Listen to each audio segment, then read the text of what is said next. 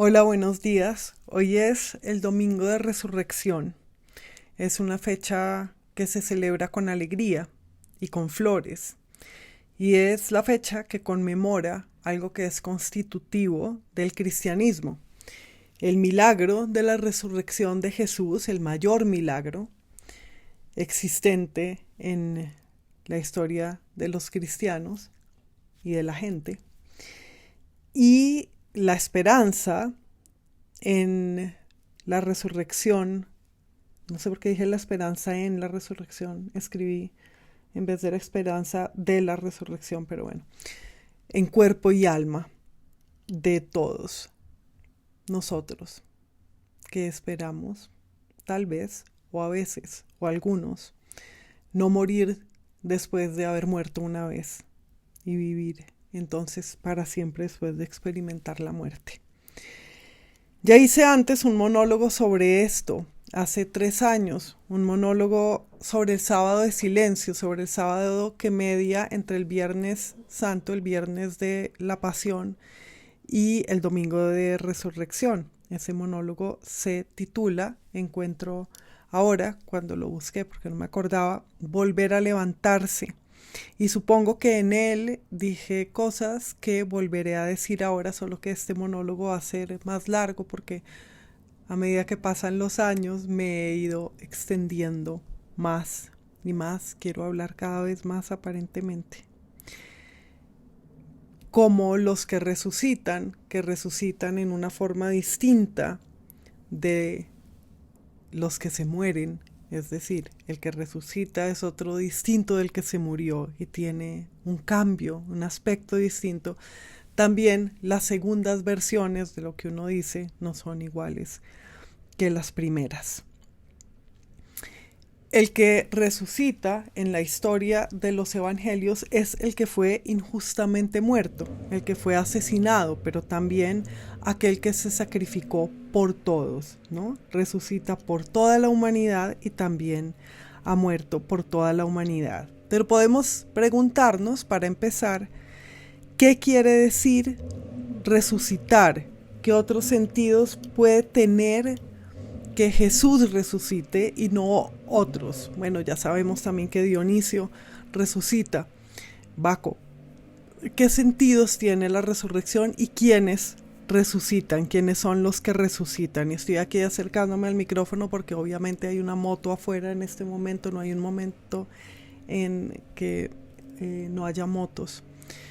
Y mientras empiezo a decir este monólogo, también me inquieta un poco la silla que tengo atrás, el sillón que suele aparecer vacío en estos monólogos, y me pregunto quién de mí está detrás de mí e invisible mientras yo hablo. Y eso también tiene que ver con resucitarse, con volverse a levantar.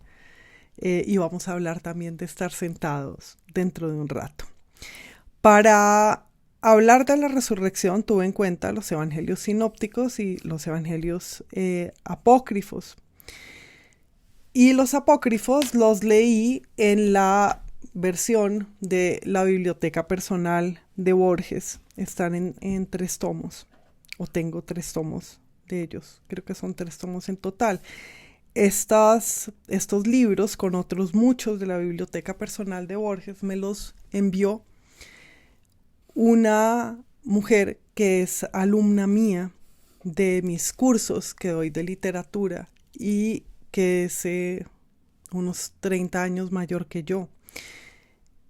Y lo cuento porque creo que tiene que ver con este tema de resucitar, porque el asunto de resucitar tiene que ver no solo con volver a vivir, con volver a levantarse, sino con vivir en otros. Creo que solo quien vive en otros y ha decidido cargar la cruz de otros o compartir la suerte de otros puede volver a vivir. Pero contaba lo de mi alumna que me legó estos libros de su biblioteca, porque así como yo le legué algo, a pesar de ser más joven que ella en los cursos, ella me legó de regreso una parte de su biblioteca. Entonces es interesante como esta herencia mutua Bien. ¿Para qué la resurrección? ¿A qué volvió Jesús, según los evangelios? Volvió para soplar sobre sus discípulos, según Juan, dándoles el Espíritu Santo, también para dejar como heredero a Pedro y para fundar, entonces para insuflar y para fundar. Pero también volvió para subir al cielo. Y yo quiero hablar de eso, de la ilusión, o de la realidad, de la imagen, de subir al cielo en cuerpo y alma, que es lo que estamos viendo en estos días en el cohete que está yendo a la luna después de tantas décadas otra vez. Vamos también en ese cohete y subimos al cielo, hablaremos de eso al final. El espectáculo de la subida de un hombre al cielo no está descrito apenas en los evangelios, está enunciado, pero no se describe, no se da ningún detalle sobre cómo es esa subida. Está apenas narrado, como veremos luego. Lo llama espectáculo Nicodemo en su evangelio, que es uno de los evangelios apócrifos. Dice así, en esta traducción. Dice: y estos 3 hombres certifican haberlo encontrado con sus discípulos a Jesús en el Monte de los Olivos y haber asistido al espectáculo de su subida al cielo. Asistido al espectáculo. Entonces hay algo teatral y hay algo de gran novedad, bueno, eso por supuesto, y de presentación en ese espectáculo, en el ascenso al cielo.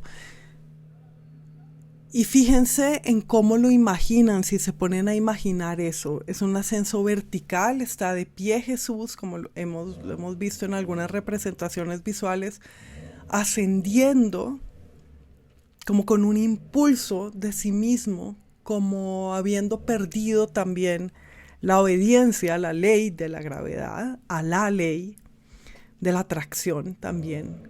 Sube en vertical, como sube Jesús, o emprende un vuelo como los pájaros. Bien, entonces decía que esta subida al cielo no se describe en los evangelios, apenas se dice.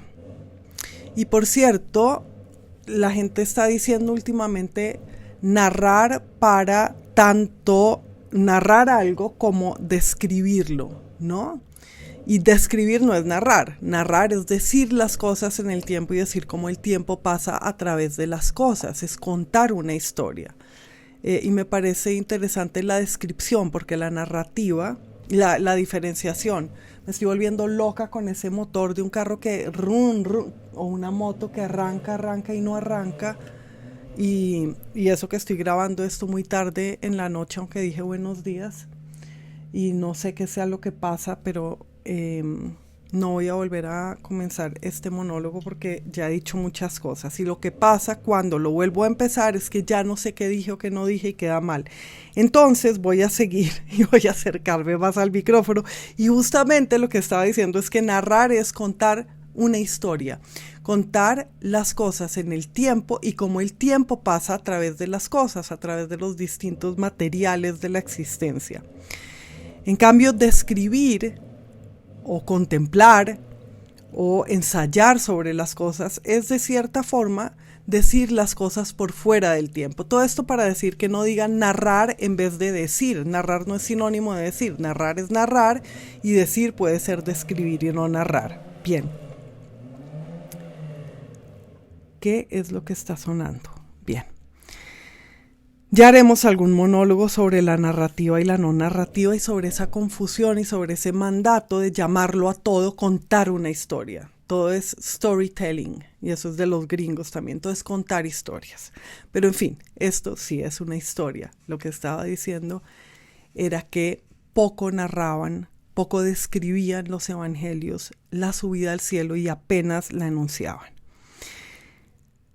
Desde luego que antes de la resurrección está la crucifixión y la muerte de Jesús, que tiene lugar durante un eclipse, o más bien sucede un eclipse durante la muerte, la agonía de Jesús.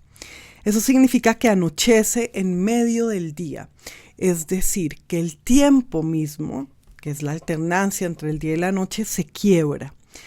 Pero también esa ilusión de la noche en el día me remite a mí a la ilusión que tenemos de estar en el espacio exterior, porque en el espacio es de noche en las imágenes que tenemos. Y de repente una estrella alumbra un planeta, pero de resto es de noche, ¿no? Entonces la noche en el día también adquiere este otro sentido de estar mirando desde muy lejos, estar mirando desde muy afuera. Y estaba pensando también en cómo nos consuela de la muerte, imaginarla como un salir de la tierra y un viajar por el espacio. Bien, y cómo eso tiene que ver con un eclipsarse, ese oscurecimiento del día. Tiene que ver con la muerte, pero tiene que ver también con la esperanza de la muerte como viajar al espacio exterior. No voy a hablar más de la pasión porque la oportunidad ya pasó hace un par de días, que fue jueves y viernes santo. Después de que Jesús muere, hay un hombre que pide su cadáver, que le pide su cadáver a Poncio Pilato, y ese hombre es José de Arimatea. Lo va a sepultar, y en el Evangelio apócrifo de Nicodemo dice que lo va a sepultar en un sepulcro que era para él mismo. José de Arimatea tenía en su huerto un sepulcro, y es importante que sea un huerto también, el sitio donde nace el alimento, un sepulcro que él ha destinado a sí mismo, y luego le da ese sepulcro al cuerpo de Jesús.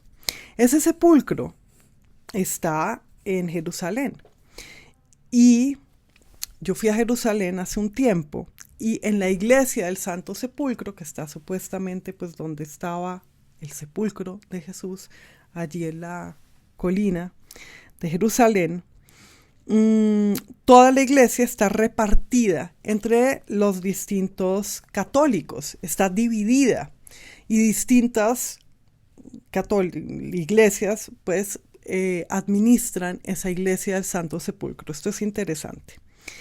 Están entonces los ortodoxos armenios y los ortodoxos rusos y la iglesia de Roma, por supuesto, y los coptos, y en fin, es una iglesia muy laberíntica y muy grande la del Santo Sepulcro en Jerusalén. Y adentro está una capilla, una de las capillas de esta gran iglesia, es la capilla de José de Arimatea. Y esa capilla quedó siendo de nadie, de ninguna de las iglesias, entonces nadie la cuida. Y está en un estado de medio ruina. No sé si pueda. ¿Dónde está mi teléfono? Yo había descargado la foto que tomé entonces porque me impresionó mucho. Está llena de polvo y con un altarcito ahí, que parece casi un tocador descascarado. Y esa es la capilla de José de Arimatea. Y en medio del esplendor de esa iglesia del Santo Sepulcro está este rincón polvoriento, que a mí me emocionó en un momento, no sé, en un principio medio indigna, ¿no? ¿Cómo así que porque no es de nadie, entonces nadie la cuida? Y luego le encontré un sentido a que hubiera algo de la muerte y de la ruina y del paso del tiempo en este lugar de peregrinación. Y allí en la capilla de José de Arimatea hay sepulcros de la época de Jesús que están allí como dejados. Bien. Y cubiertos de polvo. Y es interesante ver ese polvo, que es el único lugar en el que hay polvo en la iglesia del Santo Sepulcro. Y justamente lo que un sepulcro nos dice es que nos convertiremos en polvo. Entonces José de Arimatea, que además se llama José, como el padre putativo de Jesús, el carpintero, pide el cadáver de Jesús. Hay un carpintero en un cabo de la vida de Jesús y en el otro extremo hay un sepulturero, y los dos se llaman igual. Y bueno, no me voy a alargar especulando sobre el carpintero que hace cosas inertes con cosas vivas, hace precisamente muebles y puertas y dinteles y vigas y casas con árboles que han muerto, y luego el sepulturero del sepulcro de la resurrección, de lo que vuelve a vivir también. Bueno, Dije que no me iba a detener a describir eso y luego terminé haciéndolo. ¿Cuál es la importancia de pedir un cadáver, de tratar un cadáver de cierta manera y considerarlo y querer darle sepultura? De tener un cadáver como tuyo, de reclamarlo y querer cuidarlo y ponerlo en tu propio sepulcro. José de Arimatea, dice Juan, era discípulo de Jesús, aunque en secreto por miedo a los judíos. Bien, voy a leer un poema de un cadáver y de resurrección. Es un poema de César Vallejo que se llama Masa y está en su libro España aparta de mí este cáliz de 1937, y es un poema que no se refiere a Jesús, que se refiere a la masa y se refiere al heroísmo y se refiere a la revolución, y volvamos a pensar en ese término en su sentido primero y en su sentido galileano y copernicano de las revoluciones que da la Tierra, porque eso nos importa para nuestra imagen del viaje al espacio, del viaje a la luna, que es también el ascenso al cielo de Jesús. Voy a leer el poema. Al fin de la batalla, y muerto el combatiente, vino hacia él un hombre y le dijo: no mueras, te amo tanto. Pero el cadáver ahí siguió muriendo. Se le acercaron dos y repitiéronle: no nos dejes, valor, vuelve a la vida. Pero el cadáver ahí siguió muriendo. Acudieron a él 20, 100, 1000, 500,000 clamando: tanto amor y no poder nada contra la muerte. Pero el cadáver ahí siguió muriendo. Lo rodearon miles de individuos con un ruego común: quédate, hermano. Pero el cadáver ahí siguió muriendo. Entonces todos los hombres de la tierra le rodearon. Les vio el cadáver triste, emocionado. Incorporóse lentamente. Abrazó al primer hombre. Echóse a andar. Entonces es cuando todos los hombres de la tierra lo rodean y quieren que viva, que este cadáver se incorpora y echa a andar. Y además Vallejo sigue diciendo el cadáver, no dice el hombre que había muerto, es el cadáver el que anda, y eso me parece importante también. Pero entonces es cuando todos necesitan y solicitan y desean que se levante, que él se levanta. ¿Qué significa todos? Significa la humanidad. Pues muy difícil imaginarse el todos, así como es muy difícil imaginarse el para siempre, ¿no? La humanidad es cada uno también. Y bien. Volvemos entonces a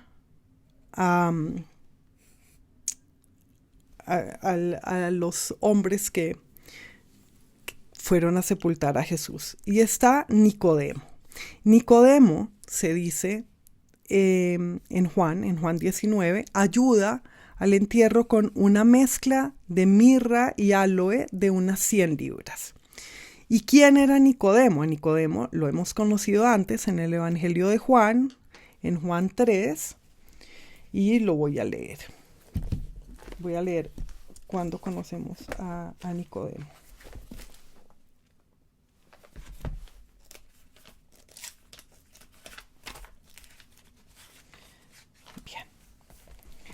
Había entre los fariseos un hombre llamado Nicodemo, magistrado judío. Fue este donde Jesús de noche y le dijo: Rabí, sabemos que has venido de Dios como maestro, porque nadie puede realizar los signos que tú realizas si Dios no está con él.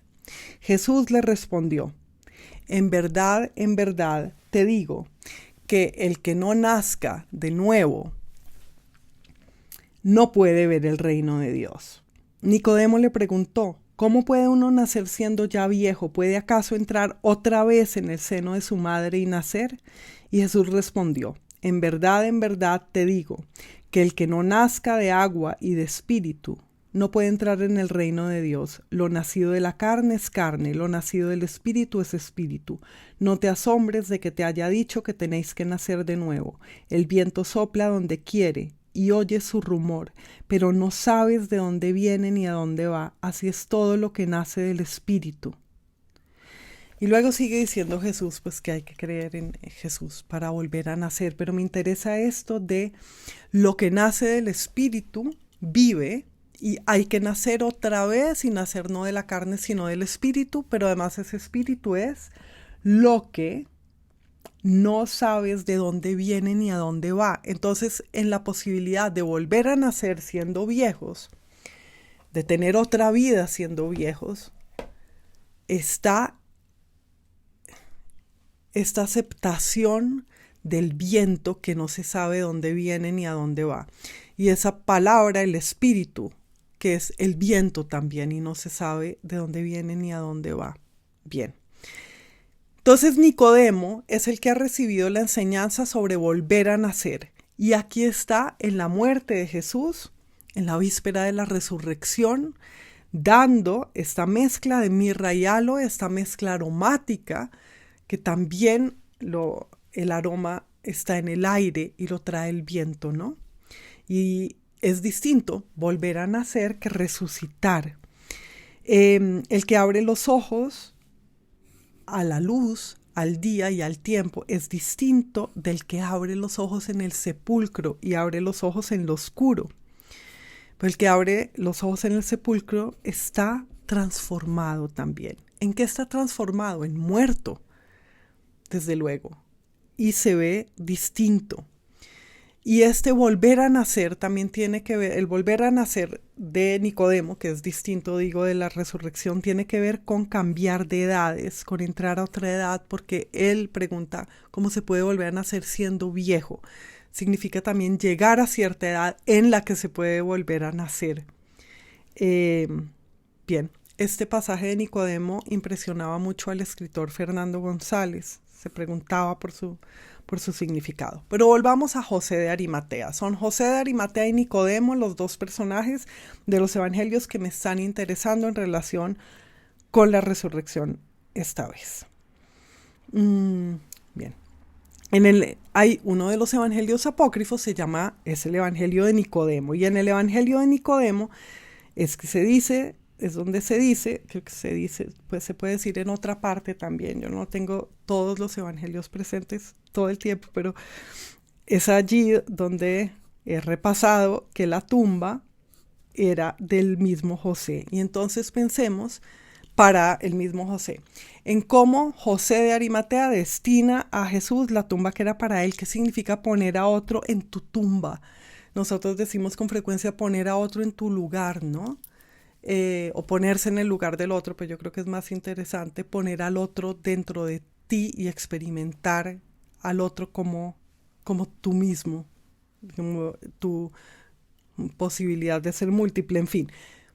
Pero entonces acá estamos hablando de poner al otro en tu tumba, poner al muerto y seguir tú vivo, y poner al muerto en el sitio que está destinado para tu final y tu descanso. Y estaba pensando también en el cavar la propia tumba, que decimos como reproche, ¿no? Cavaste tu propia tumba, es decir, tu destino trágico debido a tus acciones o tu carácter.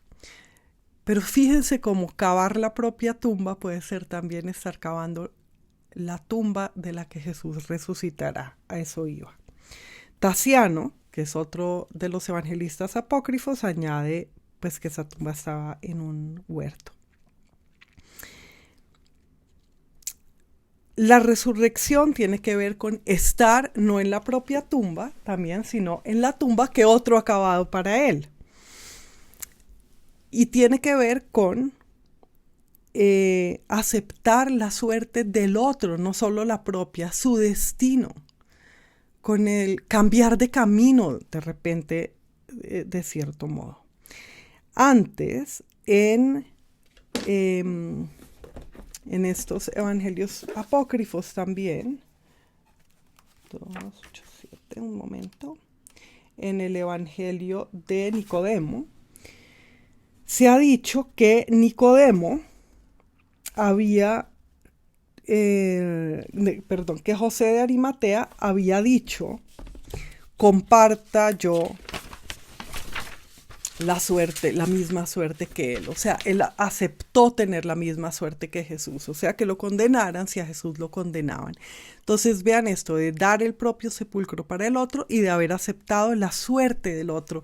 Y cómo compartiríamos nosotros la suerte de otro. ¿Qué significaría eso? Estar dispuesta a compartir tu suerte, no solo a quererte para siempre ni a morirme por ti, sino a compartir tu suerte.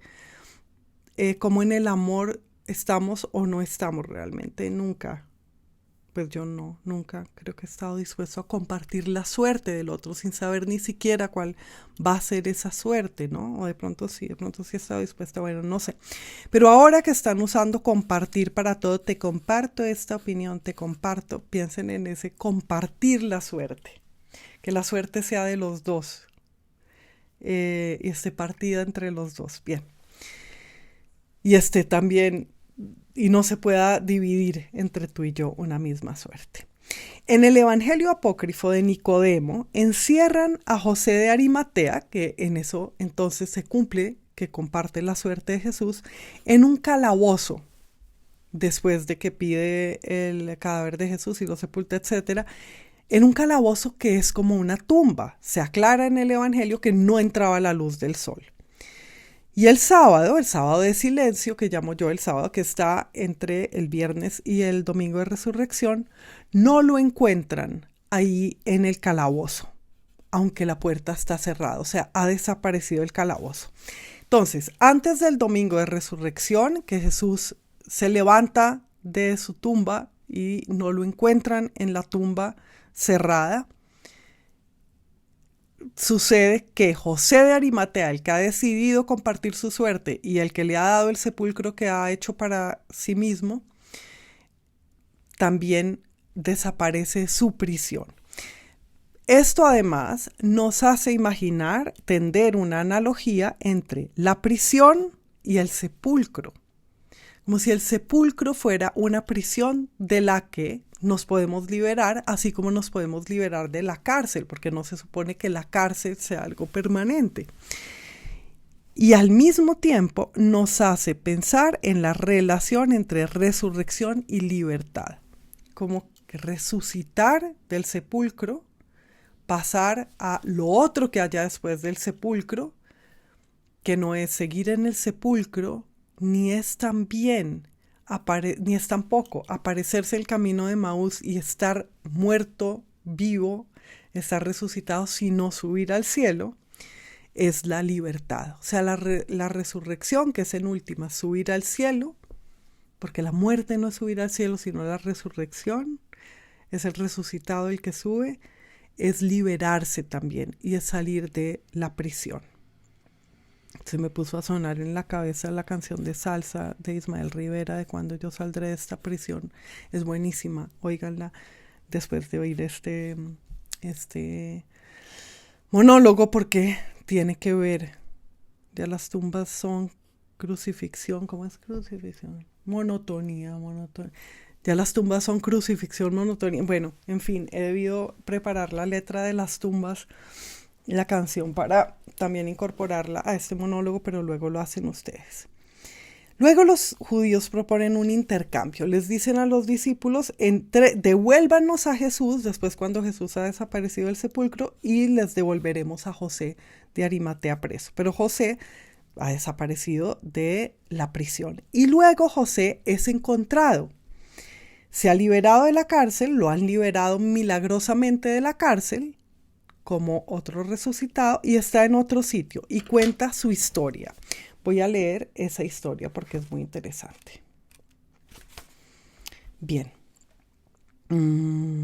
Dice: cuando me encerrasteis el día de Pascua, y esto es del Evangelio apócrifo de Nicodemo, mientras me hallaba en oración a medianoche, la casa quedó como suspendida en los aires y vi a Jesús brillante como un relámpago, y acometido de terror caí por tierra. Y Jesús, tomándome de la mano, me elevó por encima del suelo, y un sudor frío cubría mi frente, y él secó mi rostro y me dijo: nada temas, José, mírame y reconóceme porque soy yo. Y lo miré y exclamé lleno de asombro, oh Señor Elías. Y él me dijo, no soy Elías, sino Jesús de Nazaret, cuyo cuerpo has sepultado. Y yo le respondí, muéstrame la tumba en que te deposité. Y Jesús, tomándome de la mano otra vez, me condujo al lugar en que yo lo había sepultado y me mostró el sudario y el paño en que había envuelto su cabeza. Y entonces reconocí que era Jesús y lo adoré, diciendo, bendito el que viene en nombre del Señor. Y Jesús, tomándome de la mano de nuevo, me condujo a mi casa de Arimatea y me dijo, sea la paz contigo y durante 40 días no salgas de tu casa. Yo vuelvo ahora cerca de mis discípulos. Entonces Jesús resucitó y sacó a José de Arimatea de la cárcel y lo puso en su propia casa y lo transportó. Entonces hay aquí también una especie de vuelo, ¿no?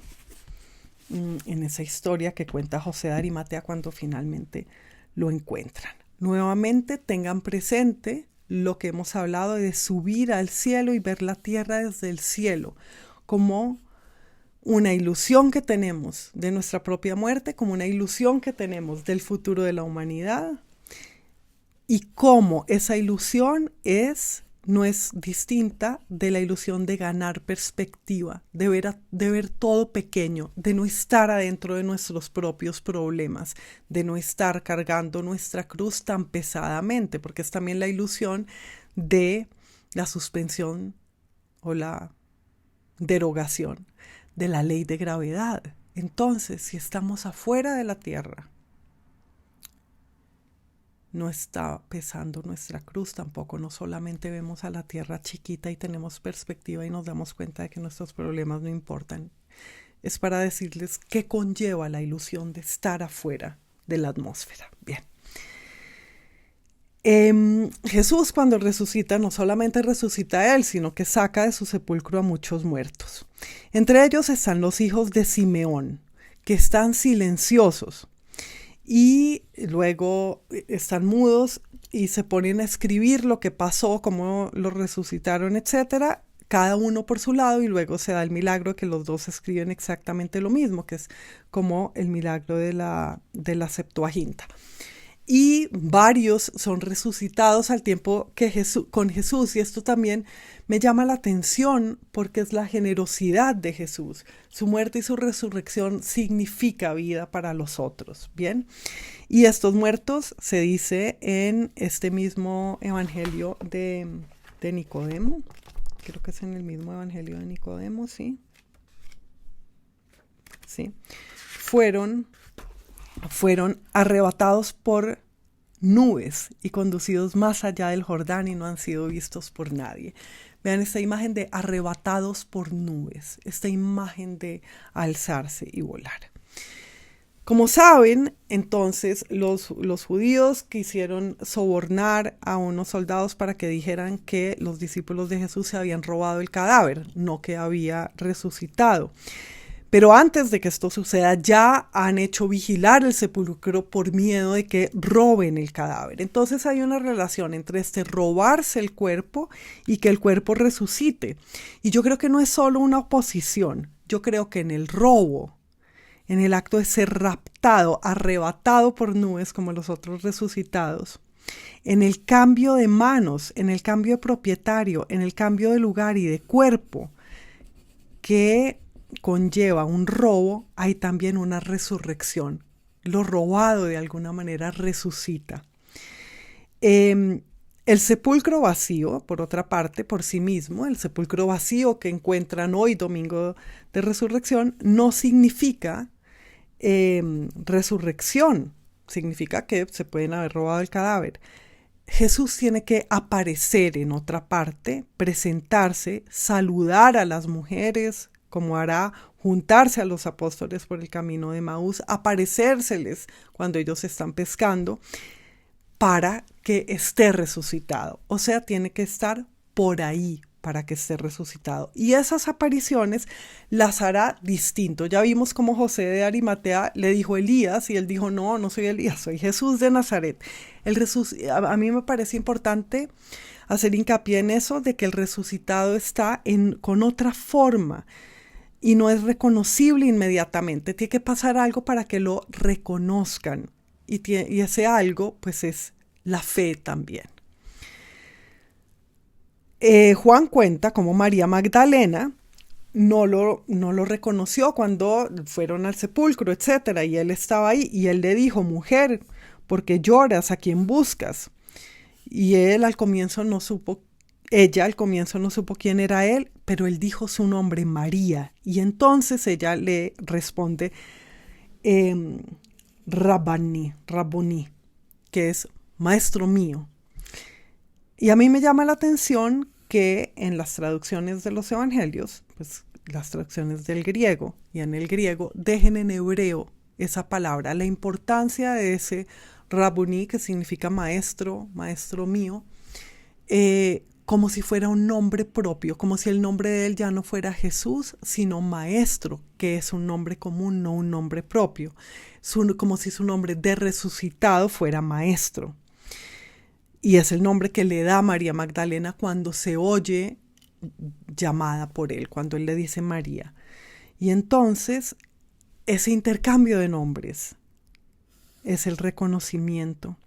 Entonces es cuando Jesús le dice: no me toques, el famoso noli me tangere, que está tan representado en tantas partes y del que hablo yo en mi novela Tu cruz en el cielo desierto, leanla, etc. Y yo siempre me pregunto, ¿qué es este no me toques? Si pasados unos días o al rato les va a decir a los discípulos: tóquenme, para que sepan que estoy acá en la carne y no soy un espíritu. ¿Por qué a María Magdalena en ese momento le dice no me toques? Y lo que le dice es: no me toques porque no he subido al Padre. Pero antes de ascender al cielo ya les está diciendo a los apóstoles que lo toquen. Pero todavía está muy tierna su resurrección. ¿Qué quiere decir este no me toques? ¿Qué haría el tacto en ese momento? ¿Despertarlo de alguna manera? Porque está viviendo un sueño, el sueño de la resurrección. A mí me encanta ese episodio, esa suspensión del no me toques porque no he subido al Padre. Y la abstinencia de ella de tocarlo. ¿Y qué significa tocarlo? ¿Y qué habría pasado si lo tocara? Bueno, luego él aparece en el camino de Emaús. Y los apóstoles no lo reconocen y él empieza a caminar con ellos. Y Lucas dice, con respecto a los discípulos: sus ojos estaban como incapacitados para reconocerle. O sea, no que Jesús estuviera distinto, sino que ellos no podían reconocerlo. Y empiezan a hablarle a Jesús del mismo Jesús, de lo que ha pasado, de cómo han crucificado a Jesús. Y entonces aquí está esta otra gran fantasía de la literatura, esta importantísima imagen que es que alguien pueda oír hablar de él mismo. Tenemos a todos los que se esconden en las tragedias detrás de las cortinas para oír qué se dicen de ellos. Es nuestra ilusión de oír qué se dice de nosotros, que es la misma ilusión de asistir al propio funeral. ¿Qué significa que podemos asistir a nuestro propio funeral? Pues que no nos morimos, es la esperanza en la vida infinita, en la vida después de la muerte, es la esperanza de la resurrección y de la continuidad de la vida. Y eso que se repite una y otra vez en la literatura, de los personajes que pueden oír hablar de ellos mismos sin ser vistos, pues está aquí en el camino de Emaús. Jesús después lo reconocen, y lo reconocen cuando él termina quedándose con ellos y está partiendo el pan y está haciendo lo que hizo en la última cena, y al partir el pan es que saben que están con Jesús. Y entonces ellos dicen que con razón les ardía el corazón cuando él les estaba explicando las escrituras, porque Jesús, después de oír hablar de sí mismo, o al oír hablar de sí mismo en el camino de Emaús, también les empieza a explicar las escrituras que hablan de él mismo. Bueno, Tasiano, el Evangelio apócrifo de Tasiano lo cuenta, y Lucas también, ese reconocimiento al partir el pan y también lo del ardor del corazón, que a mí me interesa mucho. Y luego Jesús les pregunta: ¿qué pensamientos suben a vuestros corazones? Entonces me interesa eso, un pensamiento que sube al corazón, y lo del ardor del corazón en el reconocimiento. voy a leer esto también, ya que estamos y demorándonos, pues vale la pena. A ver. Voy a leer del Evangelio Apócrifo de Tasiano. Ellos no lo creían y he aquí que el primer día de la semana, estando los discípulos congregados, o sea, supongo que han pasado 8 días, ¿no? Con las puertas cerradas por miedo a los judíos, Jesús vino entre ellos y dijo: «Paz a vosotros, yo soy, no temáis». Mas ellos se conturbaban pensando que era espíritu. Y él les dijo: «¿Qué pensamientos suben a vuestros corazones?». Y justo antes de eso es cuando ellos le han dicho a Jesús, a quien todavía no han reconocido resucitado: «Quédate con nosotros porque ya es tarde». Y estando sentados a la mesa, Jesús tomó el pan y lo bendijo y lo partió y les dio. Y entonces se abrieron los ojos de ellos y lo reconocieron, pero él desapareció de su vista. Y ellos se decían: ¿no ardía acaso nuestro corazón en nosotros cuando por el camino él nos explicaba las Escrituras? Entonces vean cómo el corazón lo reconoce y lo reconoce con fuego antes de que la conciencia de ellos lo haya reconocido. Y lo reconoce mientras él habla de las Escrituras. Y es este otro vínculo que Jesús tiene con lo escrito después de resucitar y cómo enseña las Escrituras de otro modo después de resucitar. Amonio, que es otro de los evangelistas apócrifos, dice también que Jesús les explica todas las Escrituras, y Lucas cuenta cómo les fue explicando lo que decían de él todas las Escrituras. Entonces vean esta ilusión también, no sé si llamarle ilusión, no es una ilusión, este episodio milagroso y deseado de dar testimonio sobre sí mismo. Está diciendo: las Escrituras decían esto de mí en el camino de Emaús, sin haber dicho tal vez que es él todavía. Bueno. Luego Lucas cuenta que Jesús les dice que lo toquen para que vean que no es un espíritu. Y ya hemos visto que en Juan él le ha dicho a Magdalena que no lo toquen. Bueno, a la María Magdalena. Amonio cuenta también que Jesús comió con ellos miel y pescado, y aclara que comió para que vieran que no era espíritu, porque los espíritus no comen, dice, porque si fuera espíritu no habría comido, no comería. Sucede las 3 veces que Jesús le pregunta a Pedro por su amor, que le pregunta a Pedro si lo ama y si lo ama más que los otros, y las 3 veces Pedro le dice que sí. Y esas 3 afirmaciones en la resurrección están revirtiendo o están cancelando tal vez o están haciendo contrapeso a las veces que Pedro negó a Jesús antes de que cantara el gallo. ¿Se acuerdan? Bueno, en Mateo, en el Evangelio, entonces es como los síes que deshacen los noes. Bien, en el Evangelio, según Mateo, la historia de la resurrección empieza con: pasado el sábado, al alborear el primer día de la semana. Y eso me hace pensar en que el domingo, pues que sigue al sábado y es el primer día de la semana, en que resucita Jesús, resucita también la semana, porque se vuelve a repetir la semana. Entonces, al resucitar el hombre, está siendo como el tiempo humano, como el tiempo del calendario. Tras un día vuelve a empezar otro día igual, tras una semana vuelve a empezar otra semana y tras un año vuelve a empezar un año. Entonces, la resurrección es una mímesis del tiempo mismo, del tiempo de las cosas subsolares, ¿no? Del día y la noche, que vuelve a empezar una y otra vez, es decir, de las vueltas de la Tierra, de nuestro tiempo, que es cíclico. Bien, y es revolucionario en ese sentido siempre.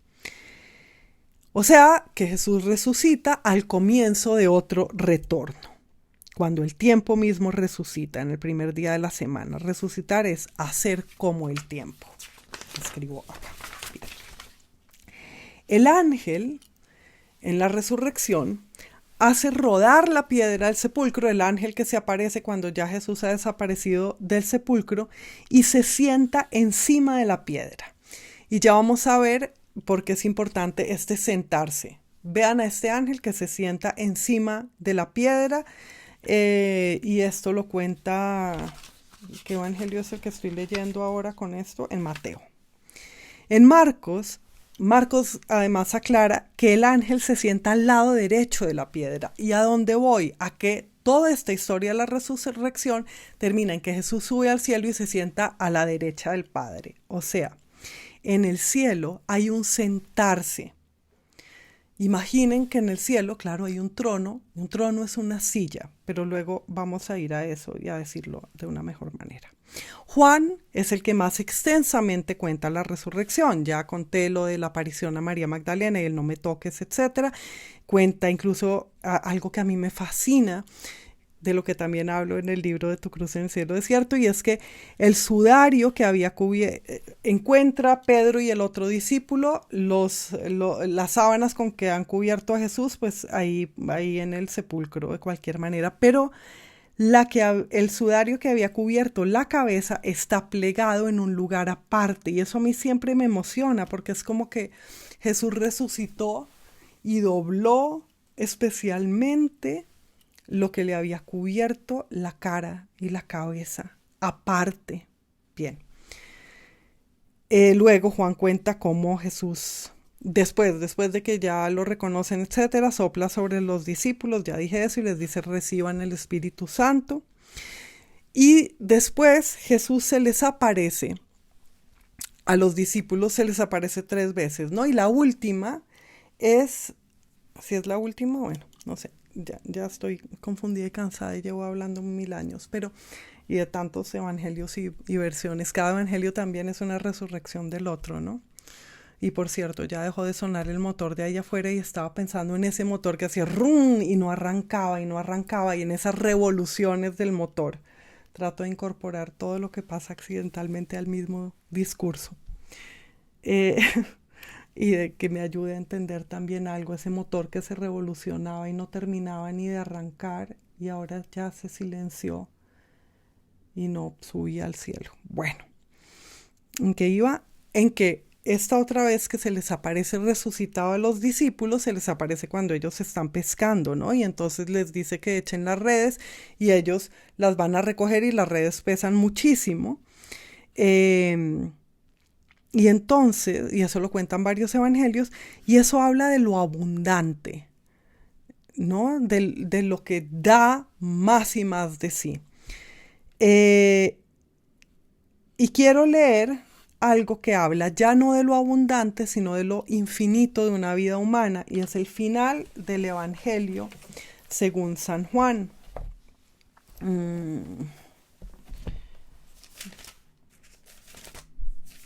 Así es como se ve cuando alguien lee en libros y busca en libros y no le dice a ChatGPT que le haga el trabajo bien. Así que hay páginas que suenan y bueno, no me voy a perder ahora por ahí. Entonces, este es el final del Evangelio de San Juan. Oigan, dice: hay además otras muchas cosas que hizo Jesús. Si se pusieran por escrito una por una, pienso que ni todo el mundo bastaría para contener los libros que se escribieran.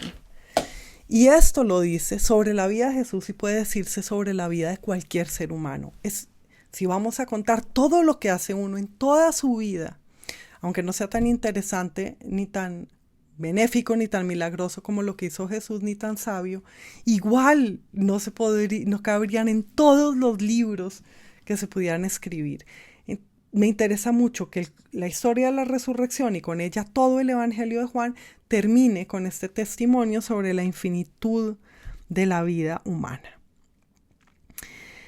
Entonces quería hablar ahora del momento de la subida al cielo, porque me impresiona que no se describe, bueno, hay muchas cosas que no se describen con detalle en los evangelios, por supuesto, pero esta mención muy breve que se me parece a la muerte de Don Quijote, yo siempre en todos los monólogos termino hablando de Don Quijote, pues porque es el mejor libro que existe. Cuando Cervantes cuenta en la segunda parte de Don Quijote que se muere Don Quijote, también lo hace así como de paso, después de, por supuesto, la agonía y las despedidas, pero la muerte misma casi que tiene una sutileza y una ingravidez y una fugacidad casi.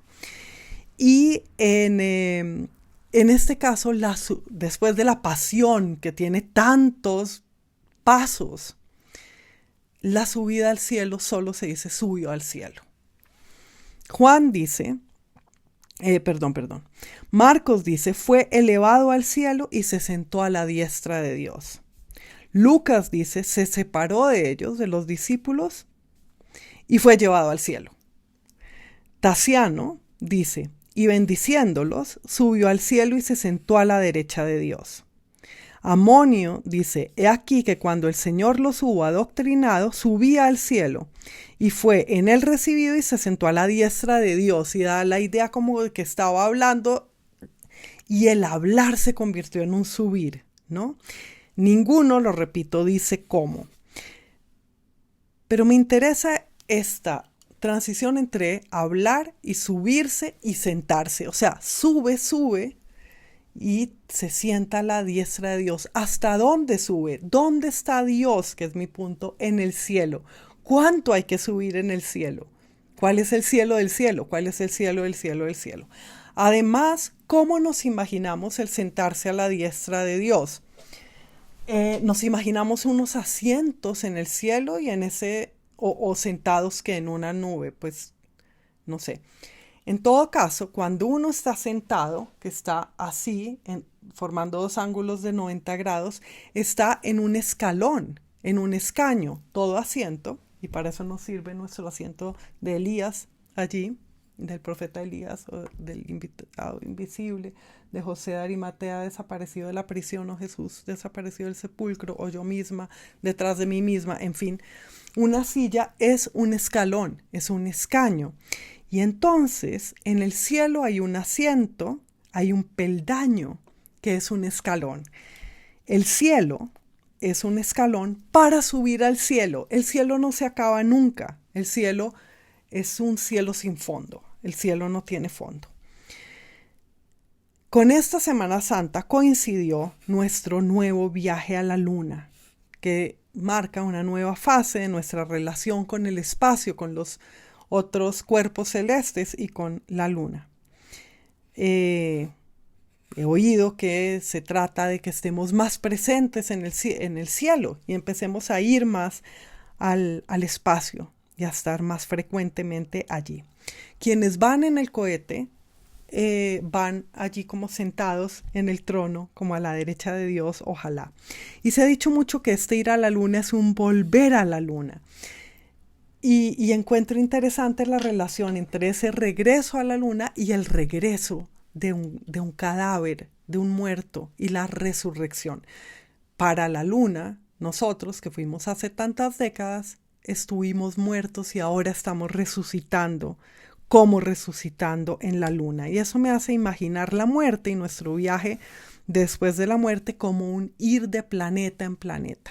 Y sé que eso alguien lo ha dicho antes y ahora no me acuerdo quién. Bien, entonces hemos estado viendo esta misión de Artemisa 2 y del cohete Orión. Y ese lanzamiento, esa subida al cielo, sí es detalladísima. Y la hemos tenido frente a nuestros ojos, filmada en el video, paso a paso, en vivo. Y además descrita y comentada al mismo tiempo, a diferencia de la subida de Jesús, ¿no? Y luego hemos visto las fotos de la Tierra desde tan afuera y tan lejos. Hemos visto la foto del día y la noche en la Tierra, es decir, la foto del tiempo, de nuestro tiempo, del tiempo de las cosas vivas, del tiempo de todo lo que está bajo el sol y de todo lo que muere. Hemos visto también el resplandor del día detrás de la noche, es decir, la cara de la tierra nocturna, oscura, y el día del otro lado de la tierra brillando detrás, en las fotos, que luego véanlas por favor. Y hemos visto el halo delgado de la atmósfera alrededor de la tierra, que es lo que más me ha emocionado a mí, como ese velo que es la atmósfera, que es dentro de lo que vivimos. La atmósfera como el halo que nimba a los santos y a los transfigurados y a los resucitados también. Oímos además en este despegue hacia la luna la cuenta regresiva, esa cuenta al revés que desde niños estamos acostumbrados, los que nacimos en esta era espacial, a 10, 9, 8, y a oírlo también en la canción de David Bowie, que es el tiempo la cuenta al revés también. Es muy curioso que contemos hasta 0 cuando va a despegar un cohete, que devolvamos el tiempo así hasta la nada. Bien. Y luego vimos cómo empezaba la nave espacial a dar unas vueltas alrededor de la Tierra, vuelta y media, era 2 vueltas y media las que tenía que dar antes de lanzarse hacia la Luna, muy emocionante, y cómo se le desprendían los cohetes de lanzamiento, los iba dejando atrás. Y yo pensaba también en un cuerpo que hacia la vida después de la vida o hacia la resurrección se va despojando de sus cuerpos, de la vida, de su despojo, de su propio cadáver. Y ver en ese despegue todo ese fuego y el estruendo. No es el sonido del rayo, es un sonido del vuelo, de un vuelo que rompe, como en el momento de la muerte de Jesús se rompe el velo del templo, ¿no? Así suena ese cohete y vemos ese chorro de fuego como si fuera un chorro de agua, ese chorro de fuego del cohete como un río de fuego, como un torrente de fuego en el cielo, como si fuera agua de fuego en el cielo, como si todos los elementos estuvieran juntándose y como si fuera también un viento y se abriera otro tiempo, que es ese recorrido, esa velocidad es otro tiempo distinto del tiempo de nuestra vida, del tiempo de los mortales, es un tiempo de resurrección. Vimos el trazo del humo blanco ese, como la construcción de una nube. Y en estos días hemos hablado también de la cara oculta de la luna. Por estos días van a ir los astronautas a la cara oculta de la luna y entonces por la interferencia de la luna no vamos a tener comunicación con ellos. Y pensé también entonces en unos versos de Octavio Paz, de Piedra de Sol. Un caminar de río que se curva, avanza, retrocede, da un rodeo y llega siempre. Un caminar tranquilo.